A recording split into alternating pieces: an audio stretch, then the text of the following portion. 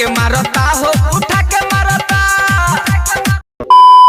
का हाल बा भाई लोग भोजपुरी इंडस्ट्री में जबले अश्लील गाना आवत रही तबले हई क्रेजी सत्या और सबके दुग्गी बजावत रही। तो हमेशा के तरह वीडियो स्टार्ट करने से पहले अपना अपना कान में ईयरफोन नामक लॉन मतलब कि ईयरफोन नामक यंत्र जरूर लगा ले। तो without any delay let's get started. कौन ची लगबू? अच्छा तो तू हई सार हितवा के मौसी लगबू। वाह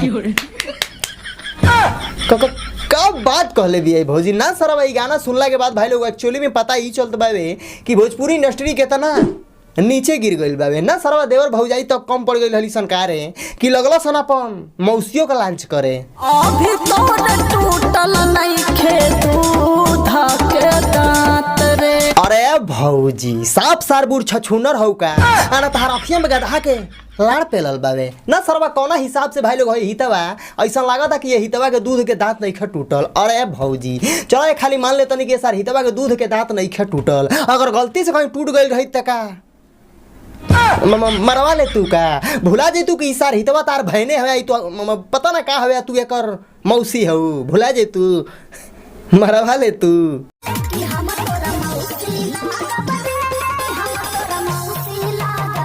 अरे भौजी हई सब गाना अच्छा ना लगेला यार सरवा। समाज में गलत असर पड़े लगी। अब सुधर जा सार ऐसा गाना मत गई ना तो मारब कूद के मुंह में बाबा सिर धली मतलब कि वही धरी जहाँ धरेला पर सरवा धरी जरूर बुझाई सार।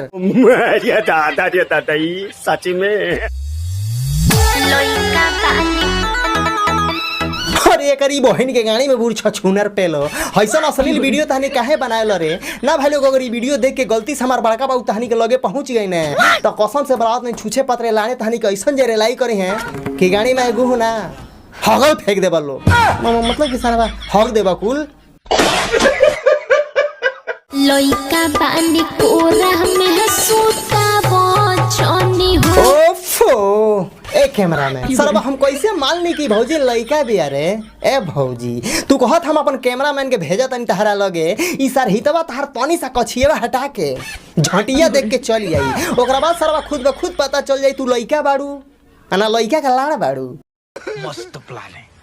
नाचे आइल बिहार पिया जरिए के पकिया छिनार पिया। नाचे आइल बिहार बिया जरिए के पकिया छिनार बिया। अरे हमारे झाट के ससुर के पितिया उत्सार ए हिसाब से तू एक नंबर के भोसड़ी वाला भइले रे ना सरवा। तेहू तो सार न चाहिए आइल बाड़े नहीं कि बैठ के गान लिवावे मतलब कि कलम डोला आइल बड़ा सार तुहू न चाहिए आइल बड़ा जस्ट लाइक भौजियो न चाहिए आइल बिया। तो सारू भौजी छिनार कैसे हो गल रे? अगर भौजी छिनार बिया तो तेहू एक नंबर के भोसड़ी वाला बाड़े बुझाइल सार। तो बस भाई लोग आज के बक्सोदी में खत्म कर देनी। आई होप कि वीडियो तो लोग अच्छा लगल होई भाई लोग। वीडियो अच्छा लगल वीडियो को लाइक कर दियो लो। बाकी वीडियो अच्छा ना लगल तो डिसलाइक भी कर सकत बाड़ो यार। अब भाई लोग ये वीडियो बस मस्ती मजाक खातिर बनल बा। केहू भी ये वीडियो के अपन दिल दिमाग गुर्दा फेफड़ा लंड ले इसमें झाट पकौड़ी कहीं बात नहीं हलो कहीं पर मत ली हलो। तो भाई लोग डिस्क्रिप्शन में अपन इंस्टाग्राम के लिंक यार ना रहला यार डिस्क्रिप्शन कहीं भी रहला डिस्क्रिप्शन चेक कर लियो। इंस्टाग्राम के लिंक देत मानी यार फटाफट फॉलो कर लो यार सपोर्ट कर लो अपन भाई क्रेजी सत्या के मैसेज कर लो यार रिप्लाई जरूर देम। तो भाई लोग तनी मूड खराब बा सरवा पता ना मेरी भाग गई बाबू मेरी भाग ना गई तनी दिमाग खराब चलता है यार माफ करिए लो। भाई लोग वीडियो अच्छा लगा वीडियो को लाइक कर दियो। बाकी वीडियो अच्छा ना डिसलाइक भी कर सकते हो। तो फिर से मिलते हैं नेक्स्ट वीडियो में तब तक के लिए